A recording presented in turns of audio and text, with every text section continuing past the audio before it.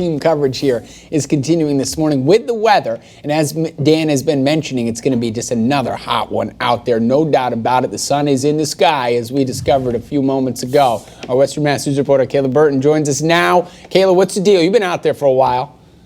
Taylor, it is hot, it is humid. I mean, the moment you step outside, you are like, woo, you are feeling this temperature, and you can even tell on my forehead it's a little bit shiny, so that's kind of telling us to what we're going to see today. Now, health experts are saying not only to be careful about today, but to also stay inside as much as possible because of these temps. As Dan mentioned, today is going to be another hot one as we approach our third consecutive day of temperatures in the 90s and a strong second day of humidity.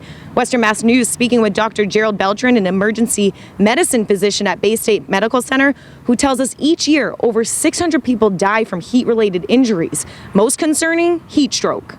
The big one that we worry about is heat stroke, because with the heat stroke, people develop neurological symptoms and usually have a pretty high temperature as well because they're not able to cool themselves. So that's the one we worry about. People get altered with that one versus the heat exhaustion. They're starting to cross that threshold on that spectrum into the more serious heat stroke.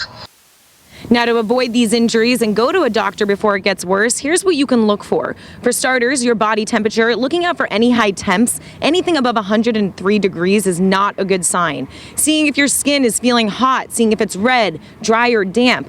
If you're experiencing any headaches, dizziness, nausea, confusion, or losing consciousness, feeling like you're going to pass out, any of these symptoms are definitely nothing to take lightly. Now, health officials also say if you do experience any heat stroke or start to lose consciousness, to immediately call 911, as heat stroke is a medical emergency. Another thing you can do if it's not too severe but notice someone is being impacted by the heat is move that person to a cooler place. You can lower the person's temperature with cool cloths or even a cool bath. And of course, wearing light colors, loose clothing, and making sure you're drinking plenty of liquids. And especially drinking those plenty of liquids is very important today. Carrying that water, again, as Dan mentioned, is going to be very hot. Coming up in the next half hour, we'll have more on what health experts are advising before you step outside. But for now, live in Springfield, Kayla Burton, Western Mass News.